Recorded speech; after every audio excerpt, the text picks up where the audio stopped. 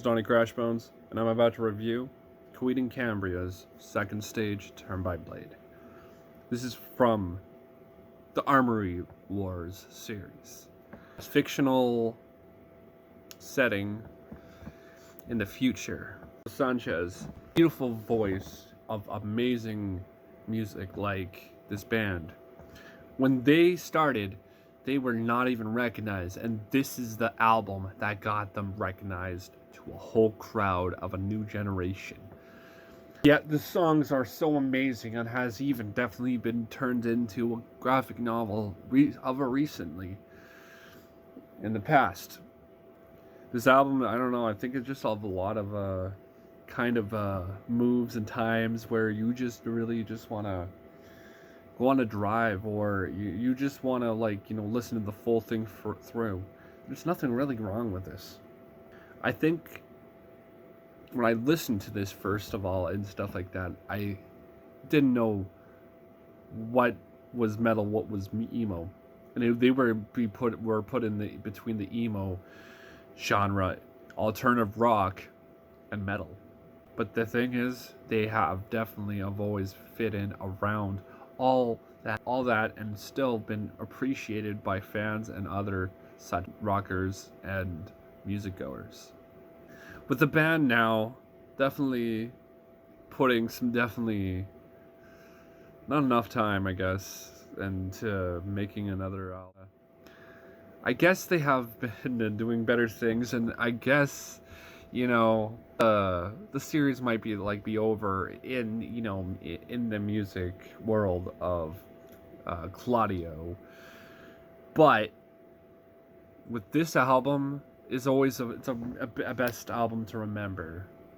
The self-titled Turbine Blade is definitely a great way to start off the album with a lot of hard-hitting action into a music form.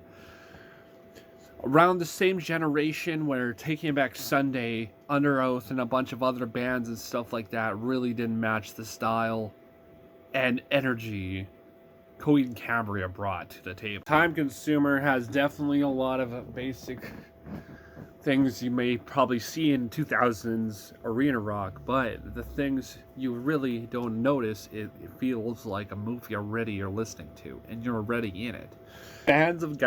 These guys have been fans of such things, probably like as Star Wars geeks or big fans of Star Wars. This first album was probably not their thoughts, but it pretty much got them well known just starting off with their first album. And with this album so far, this definitely gives it humble beginnings. An album with song Devil in the City has a little interesting kind of little beginning to start it off. Absolutely, you're going to be feeling a lot of kind of anxiety in certain areas on this, but I feel like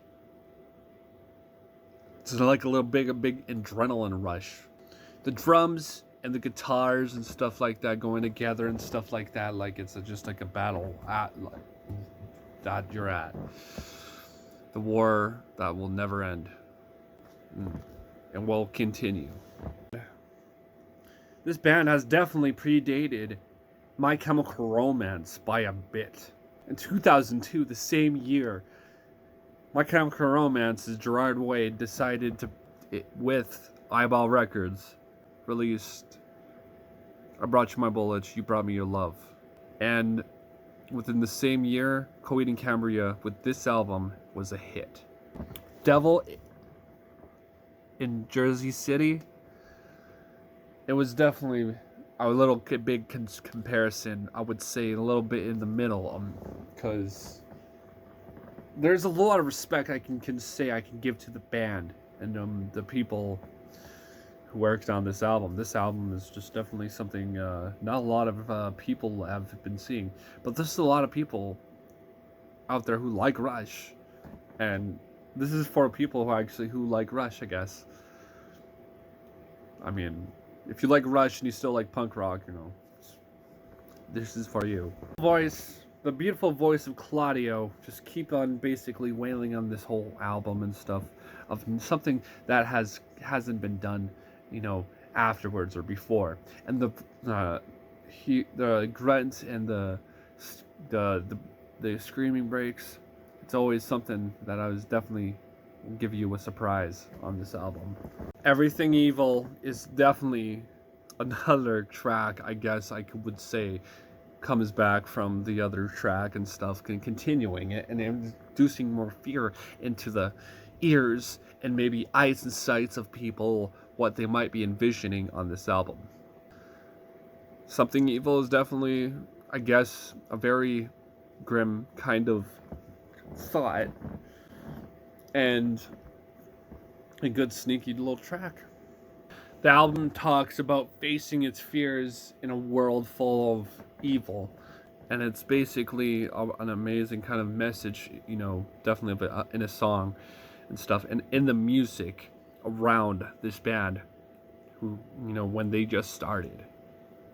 This is what the emotions they were bringing on this album so far.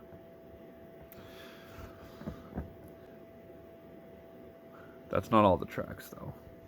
The rest of the album has definitely put you in spots of this, just thinking maybe that, you know, Protest the Hero one day is probably gonna say, hey, well, we were influenced by Coheed Cambria a little bit.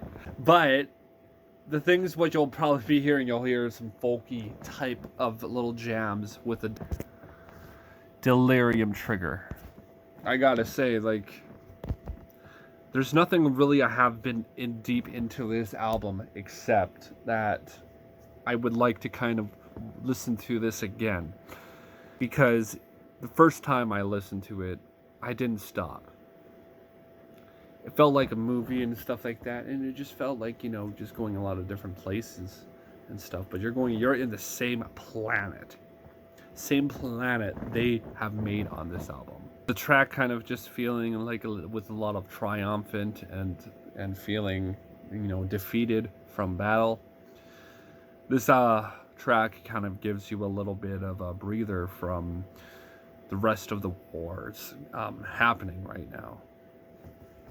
The other song, Headshot Kid Disaster, is definitely another banger. Damn, like, shit, you just wanted to start, like, moving your head and stuff like that, and then you're just, like, thinking, like, well, that guitar playing, it sounds interesting, funky, interesting, but you gotta dig a little deeper, you know, into that headspace with the track, with the guitars basically just sounding like a good hot Red Hot Chili Peppers riff. You probably hear sometimes from the past, because their first albums, well, you heard a lot of that kind of guitar sound. The band has definitely put a lot of funk into this and some of these tracks, and in the instrumentations of this track, even around a science fiction narrative and concept. So this is just bringing me like a lot of just feelings, man. Just a lot of weird feelings. It's, you know, and it will get you there. Like that's what it'll do with this album, I guess. Well, I forgot there was a little scream that kind of just sounded a little, you know, whoa. I didn't know. Okay, yeah, maybe the rest of these songs and stuff are not really too much, you know, to put too much deeper detail to say how good these are. But this album has definitely changed my mind on how I used to feel about this band and how I used to feel about most music. So, Coheed Cambria, second stage, Turbine Blade, amazing. I think this album is definitely something I might have to give another listen, even because for the reason of it, I think it's a fucking classic. I listened to the extended version, so listen to some of the demos and shit, I guess. You hear me out right now. I'm gonna give this one an 8, a perfect 8, because this is just a classic, you know. It's going to be probably revisited again. But otherwise, this is a total certified classic. What do you guys want to see me review next? Get in the comments. Like and subscribe if you want more cool content coming your way. And see you on the flip side.